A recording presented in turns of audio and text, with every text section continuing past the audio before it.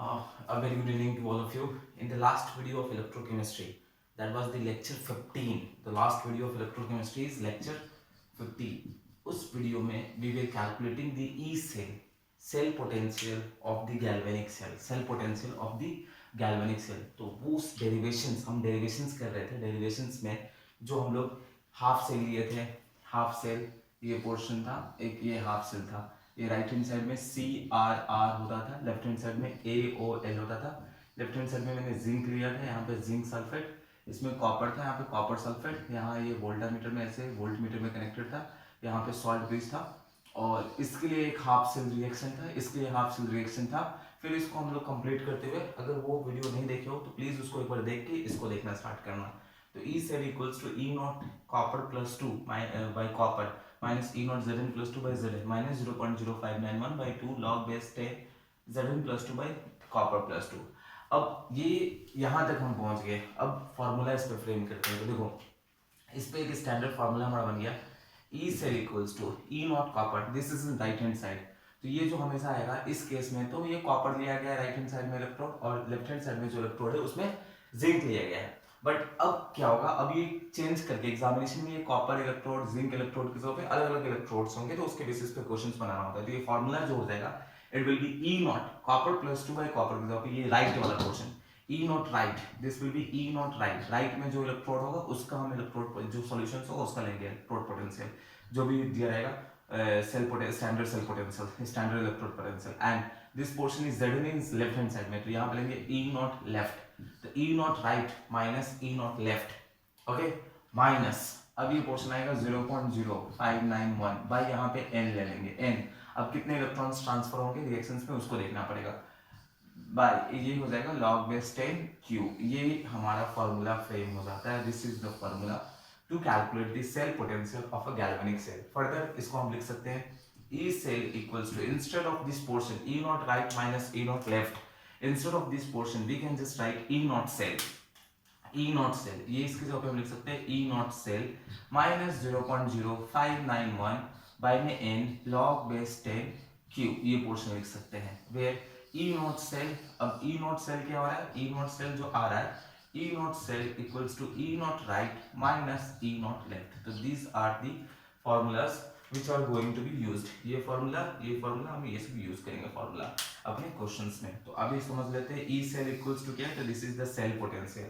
E cell क्या है, cell potential. E not right में क्या है, मतलब जो standard electrode potential of the right hand side में जो रहेगा. E नॉट लेफ्ट क्या है, तो स्टैंडर्ड रिडक्शन पोटेंशियल जो लेफ्ट हैंड साइड में होगा. N क्या है, जो नंबर ऑफ इलेक्ट्रॉन्स ट्रांसफर होगा फॉर द केमिकल रिएक्शन में. क्यों क्या है, reaction coefficient, concentration of product by concentration of the reactant. E not cell के जगह पे हम just we can write E not cell के जगह पे E not right minus E not left के जगह पे just E not cell formula E not right minus E not left. तो अब क्वेश्चंस बनाते हैं. देखो क्वेश्चंस कैसे कैसे होते हैं, तो स्टार्ट करते हैं क्वेश्चन से. तो लिसन, क्वेश्चंस एग्जामिनेशंस में दिए रहते हैं और वो बोलेंगे एग्जामिनेशंस में to calculate the cell potential of the following given reactions, to calculate the cell potential for the following given reactions. अभी देखो वो सेल रिप्रेजेंटेशन ऐसे करके दिया रहेगा, ये पोर्शन ऐसे दिया रहेगा Zn सॉलिड हाइफन, सॉरी फिर से लिख रहा हूं, Zn solid hyphen Zn plus 2 plus, okay Zn 2 plus, यहाँ पे कुछ कंसंट्रेशन 0.01 मोलरिटी ऐसे ब्रैकेट में दे देगा, डबल हाइफन यहाँ पे एक्वस लिखा रहेगा. ये हो गया कॉपर 2 प्लस ब्रैकेट में 0.01 मोलरिटी हाइफन कॉपर सॉलिड, ये पोर्शन दिया रहेगा.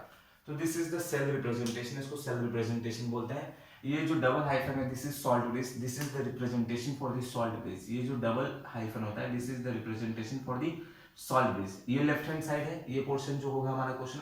हाँ, इस क्वेश्चन बोलेगा कैलकुलेट द सेल पोटेंशियल, ये सेल पोटेंशियल निकालना है पहले बोलता हूँ. तो जो double hyphen this is the representation for the salt base. Left hand side में जो होगा दिस इज एनोड, ये पोर्शन हमारा होता है AOL.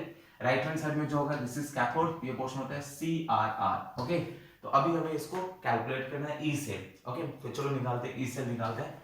तो एट एनोड ऐसे लिख लेंगे, लेफ्ट हैंड साइड में हमेशा habit make a habit, left hand side में एनोड लिखेंगे, राइट हैंड साइड में कैथोड लिखेंगे. एट एनोड एनोड पे ऑक्सीडेशन, तो देखो जिंक से Zn+2, इट्स ऑक्सीडेशन के फॉर्मेट में है, ये ऑक्सीडेशन के फॉर्मेट में ये सही है ऑक्सीडेशन के फॉर्मेट में। देखो यहाँ पे रिडक्शन है, कॉपर +2 से कॉपर जा रहा है, इट्स रिडक्शन के फॉर्मेट में।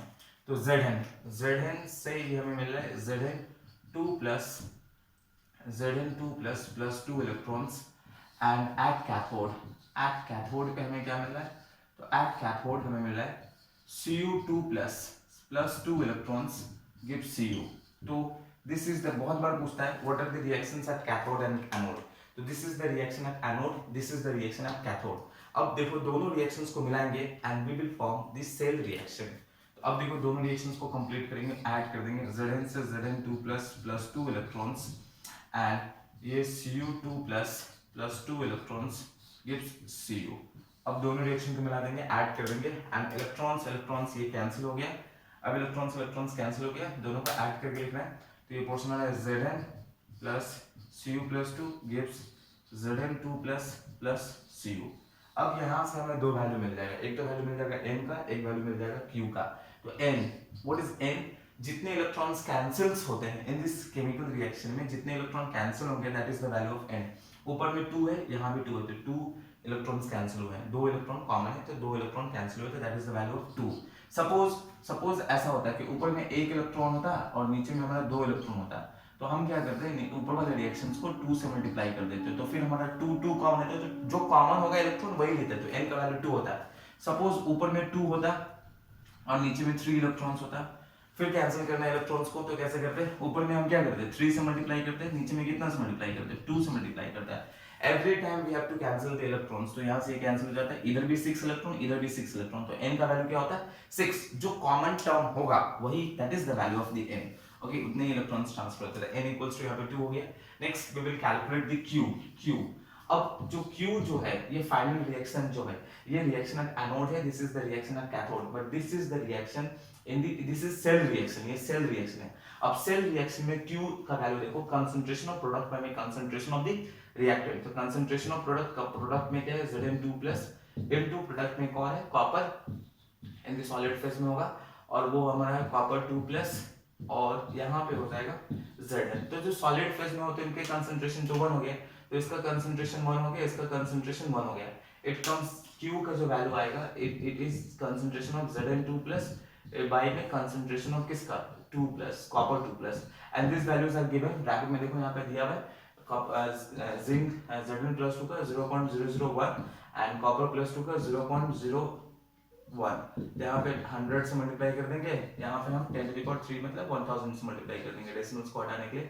तो ये पोर्शन हमारा डेसिमल्स को हटाने के लिए है, तो डेसिमल उड़ जाएगा यहाँ से, 2 0 कैंसिल हो गए, इट इज 1/10 मतलब कितना हो गया 10⁻⁻1। अब इसको पुट करेंगे ई सेल निकालने के, now we will put in the formula. तो फार्मूला हमारा क्या है, ई सेल इक्वल्स टू होता है E not right minus E not left minus 0.0591 by में n log बेस 10 Q। ये दिस इज द फार्मूला, इस फार्मूला में हमें इसको पुट करना है। तो E सेल इक्वल्स टू हो गया E नॉट राइट में अब हमारा कौन है, राइट में हमारा कॉपर +2 है, तो एक बार हमें लिखना पड़ेगा, कॉलेज स्कूल के एग्जामिनेशन कॉलेज एग्जामिनेशन में हो तो एक बार हमें इस फॉर्मेट में लिखना पड़ेगा, Cu +2 बाय में Cu माइनस राइट की जगह पे, लेफ्ट की जगह पे E नॉट, तो Zn +2 बाय में Zn माइनस 0.0591 बाय में n की जगह पे कितना है 2 log बेस 10 q की जगह पे कितना है तो 10⁻⁻1।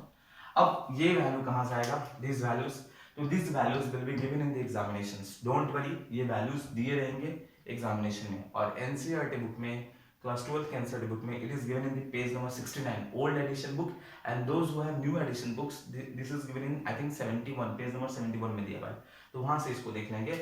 तो ये वैल्यूज याद करने का जरूरत नहीं, एग्जामिनेशन में दिया रहेगा। And at present you have to go to the page number 69, those who have old edition books and those who have new edition books look at the page number 71। तो E cell यहाँ से आ जाएगा, इसका value होता है 0.34 और zinc का जो वैल्यू होता है -0.76, ये क्वेश्चन -0.0591, माइनस को आगे ले जाऊंगा, ये माइनस को आगे ले आऊंगा तो ये माइनस माइनस प्लस हो जाएगा, 0.0591 बाई 2 log 10 वो वैल्यू तो 1 हो जाता है, log 10 वैल्यू हमें पता है वो 1 हो जाता है। तो E सेल इक्वल्स टू आ जाएगा 0.34 प्लस 0.76 और प्लस 0.059152, इसको सॉल्व करना, this much volt is the answer. उसको सॉल्व करना, इतना वोल्ट तुम्हारा सेल पोटेंशियल मिलेगा, ये कंसंट्रेशन यूज करेंगे तो, ठीक है। तो this is how we are solving the questions. तो नेक्स्ट क्वेश्चंस और भी क्वेश्चंस इसमें मैं सॉल्व कर देता हूँ, तो इसको पूरे अच्छे से प्रॉपर वे में लिखना। See you all in the next video, thank you.